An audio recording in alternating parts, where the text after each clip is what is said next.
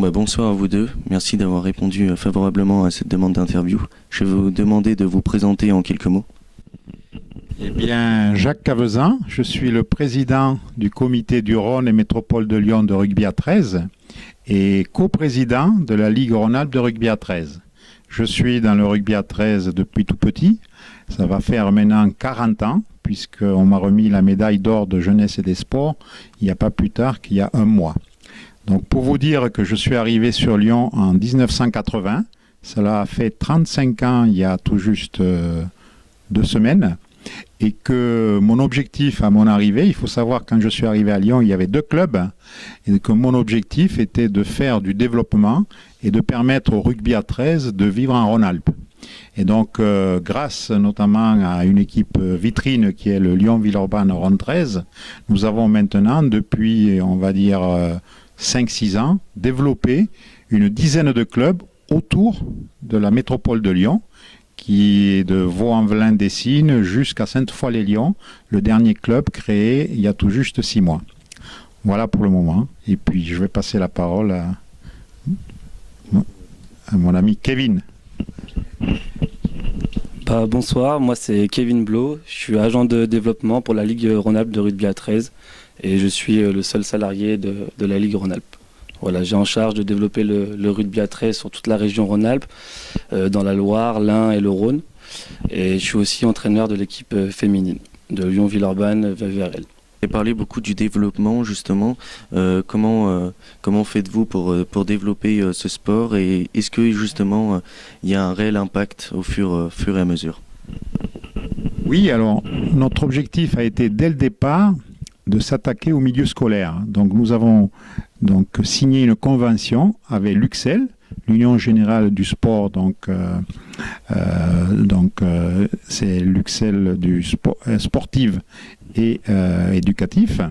Et donc nous intervenons dans des écoles sur les CE2, CM1 et CM2, sur des modules, 6 modules. Et ensuite, nous avons un grand tournoi qui se passera cette année le 19 juin au parc de Paris et qui va rassembler 1700 scolaires du primaire. Ensuite, nous intervenons dans le secondaire. Nous sommes présents dans les collèges.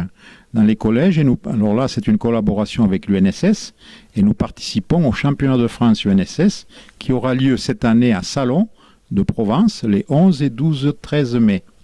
Nous avons 3 équipes du Rhône qui vont participer à ce championnat de France, que ce soit en masculin et en féminin. Ce qui est remarquable, c'est que nous avons 2 équipes féminines qui vont participer à ce championnat de France, dont une a été vice-championne de France l'année dernière. Et pour vous dire donc si le rugby à 13 atteint un bon niveau, c'est qu'elles ont été battues en finale pour le titre de champion par l'équipe de Perpignan, qui est une référence dans le rugby, que ce soit le 13 ou le 15. Et enfin, nous sommes présents aussi dans les lycées, bien sûr. Nous avons donc des interventions dans les lycées, que ce soit dans le Rhône, mais aussi nous sommes en plein développement dans l'Ain et la Loire. Et nous avons une convention que l'on va mettre en place avec les universitaires, la Fédération française du sport universitaire, car Lyon est une grande ville avec beaucoup d'universités, et nous espérons avoir dès le mois de septembre une équipe universitaire sur le Rhône-Alpes. Que représente votre comité en termes de licenciés et aussi la Ligue? Alors, au niveau du comité, nous sommes à 580 licences compétition.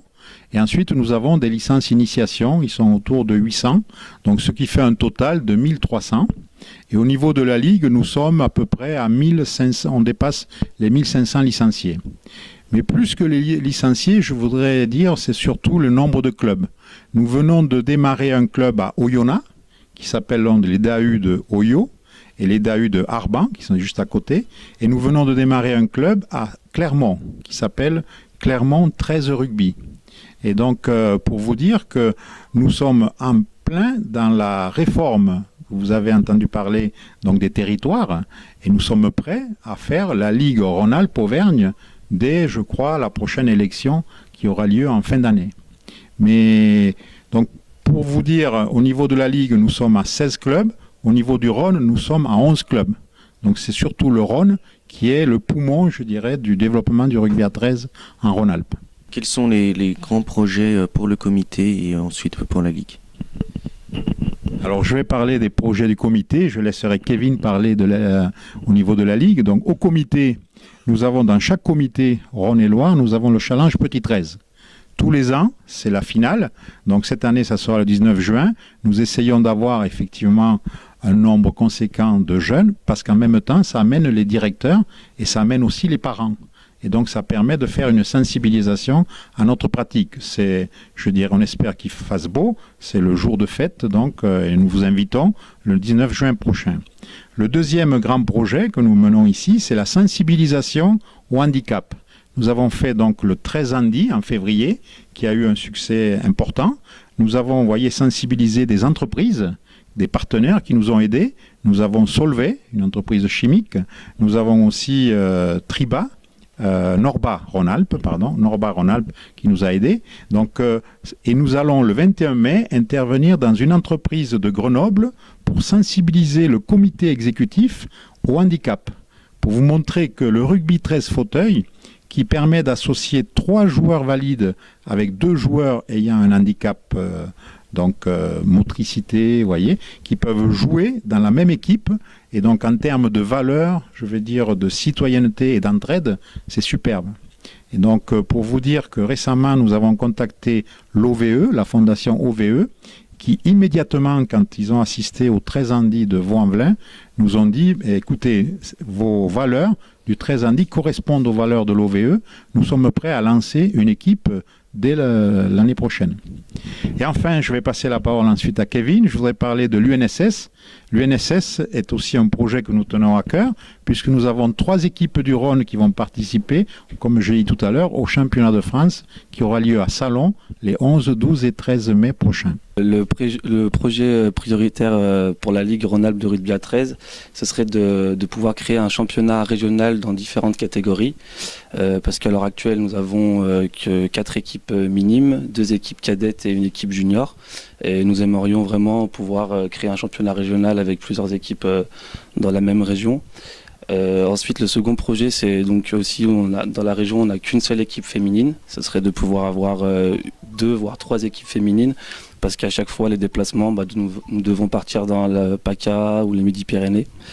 Voilà. Et le troisième projet, on a donc le Challenge à venir, qui lui est sur sa 2e édition et qui fonctionne très bien avec 8 écoles de rugby.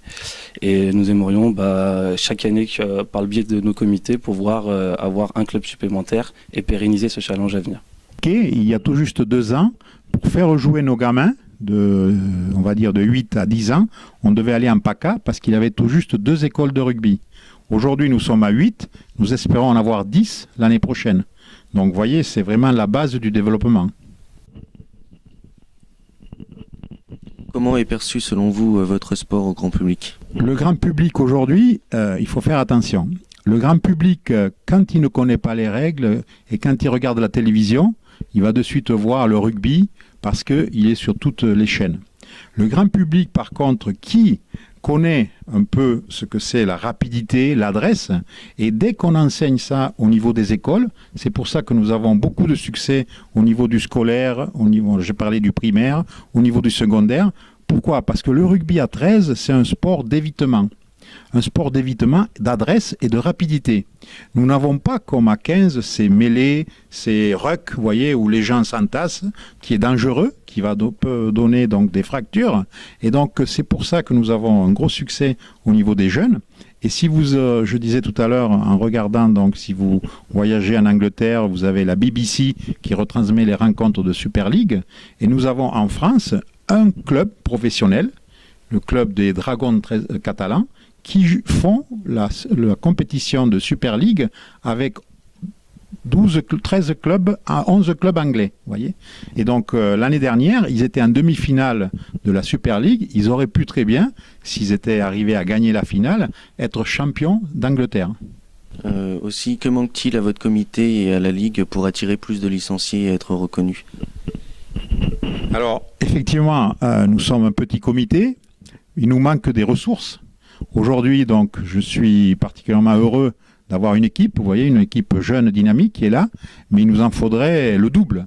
puisque nous sommes très sollicités. Donc vous avez vu avec nos projets sur le handicap, le projet, comme disait Kevin, sur les féminines. Nous sommes présents dans les quartiers. Donc nous aurions besoin de pratiquement 2 à 3 animateurs de plus. Pour vous dire, au mois de juillet, nous sommes sollicités par la DDCS, qui est la Direction départementale de la cohésion sociale, par le Conseil général, et nous sommes sollicités par justement la métropole de Lyon pour faire des activités de vacances pour les jeunes. Et donc tous nos animateurs sont effectivement aujourd'hui, nous sommes pratiquement complets et nous ne pouvons pas répondre à d'autres activités. Donc c'est des moyens, c'est des ressources. Vous savez qu'aujourd'hui malheureusement c'est que on a beaucoup de crédits, on est bien perçu, mais par contre il n'y a pas en face les investissements nécessaires en ressources humaines, et nous allons nous y attacher. Nous devrions avoir un service civique qui va nous rejoindre et probablement un animateur complémentaire à la rentrée de septembre. Pour finir, votre communication est-elle à la portée de tous? Vous avez parlé justement de la mixité hommes et femmes. Pouvez-vous nous dire quelques mots là-dessus? Alors la communication, effectivement, nous sommes un communicant. J'en fais depuis maintenant 20 ans au niveau professionnel, et je dois dire que c'est quelque chose qui me tient à cœur, et nous sommes un des comités qui probablement communique pas mal. C'est-à-dire, d'abord, on vous a parlé tout à l'heure, on est sur Facebook, on est donc site internet, pratiquement tous nos clubs ont un site internet ou un site Facebook. Deuxièmement, nous avons une newsletter que je vous enverrai, que nous faisons tous les mois. Et venant du directeur de la région Rhône-Alpes, qui nous a dit récemment, Jacques, vous êtes donc président de ligue, vous êtes une des 5 ligues qui fait une newsletter tous les mois. Les autres font une newsletter tous les trimestres. Donc pour vous dire qu'on a cette sensibilité à communiquer vers notre public. Ce qui nous manque, c'est peut-être des moyens audiovisuels. Donc je compte sur vous pour pouvoir relayer notre volonté de développement. Nous avons aussi une nouvelle plaquette qui va être faite, et nous avons fait des vidéos. Donc pour le 13 Andi, nous essayons de faire des vidéos à chacune de nos manifestations, de façon à relayer, si vous voulez, auprès des clubs, auprès de nos jeunes et auprès des écoles, l'ensemble de nos activités. Mais sachez que la communication, c'est aujourd'hui notre souci et notre préoccupation de tous les jours. Pour la comité et pour le Ligue, pour la saison à venir et aussi les prochaines années. Eh bien, je dirais d'abord de pérenniser ce que nous avons mis en place. J'y tiens beaucoup, c'est-à-dire qu'aujourd'hui nous sommes 16 clubs. L'objectif l'année prochaine, c'est de passer à 18 et non pas de reculer et de faire 14 ou 13 clubs. Deuxièmement, d'avoir effectivement d'autres moyens en termes pour permettre un investissement en ressources humaines. Et troisièmement, en communication, de pouvoir être le relais, je dirais, de nos efforts de développement, et donc je compte beaucoup sur Radio Lyon eSport.